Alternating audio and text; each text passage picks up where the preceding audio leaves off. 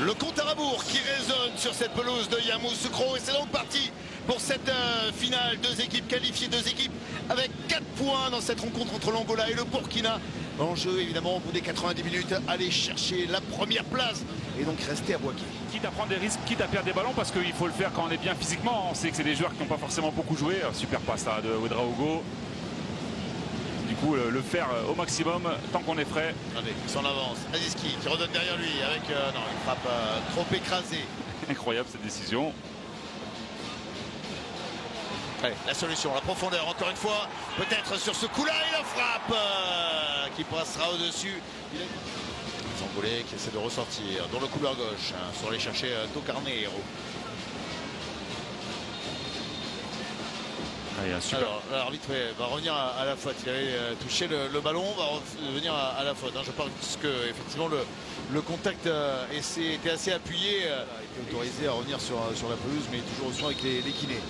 Il faudra faire sans lui. Freddy va pouvoir s'élancer. Ballon travaillé et un ballon qui est pris par Mabouloulou qui ouvre le score face au Burkina. Les étalons qui pourtant semblaient dominer avec les meilleures situations un peu contre le cours du jeu, mais sur un coup de pied arrêté. C'est donc Agostinho Cristóvão Pacienza, la panthère de l'Angola, qui vient marquer. Ça fait 1-0. La mauvaise surface.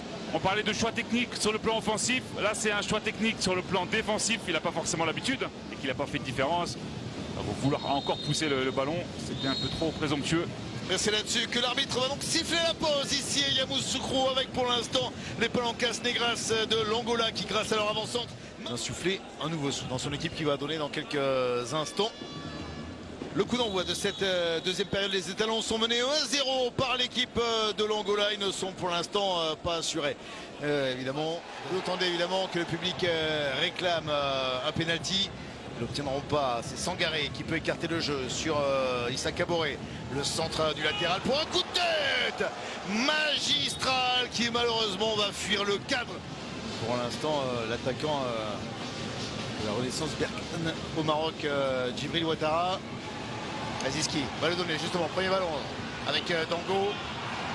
Dango Ouattara qui frappe mais qui n'arrive pas à accrocher le cadre des buts angolais de cette équipe angolaise qui, sans avoir de grandes stars, a quand même des joueurs de ballon, arrive à avoir un jeu cohérent. Mabouloulou de loin qui va essayer de frapper et c'est Hervé Kofi qui va se jeter sur ce ballon qui dégage très rapidement le gardien burkinabé.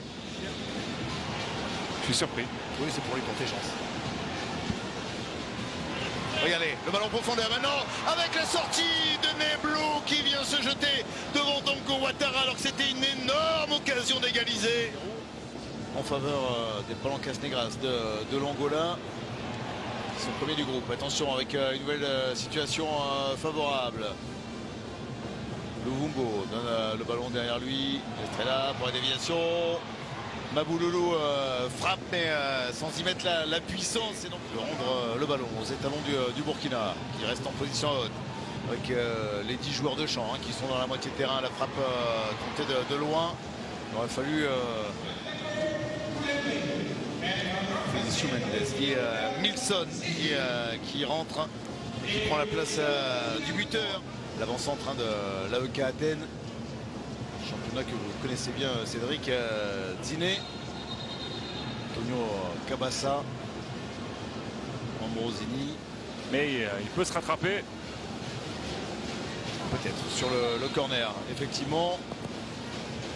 Ballon en déviation, premier poteau. Ah, c'était bien senti, premier poteau, premier servi, mais malheureusement, ne pas perdre le ballon, ce qu'il essaie de faire, le donner derrière. Eddy maintenant avec Milson encore qui rend le ballon pour Luvumbo, les fans de corps. Ouais, il prend le dessus sur Steve Yago avec un centre en retrait. Récupération, Jérémy Bella qui peut frapper, c'est repoussé, Ziné qui derrière surgit sur le ballon, repoussé plein axe par Hervé Kofi pour aller marquer le deuxième but des Palancas Negras, signé de l'attaquant de l'AEK Athènes, Ziné. Et donc Ziné qui est venu reprendre cette frappe de Jérémy Bella. Repoussé, la petite erreur de main parce que le ballon revient et voilà, c'est une passe décisive pour Ziné. Personne ne décroche et il y a encore un jaillissement de Tocarnero. Et l'arbitre décide que c'en est terminé. C'est donc l'Angola qui s'impose 2-0 grâce à des buts de ses avant-centres Mabululu et Dzine. L'Angola, les Palancas Negras qui prennent la première place de ce groupe D, alors que le Burkina sera très certainement deuxième dans ce groupe.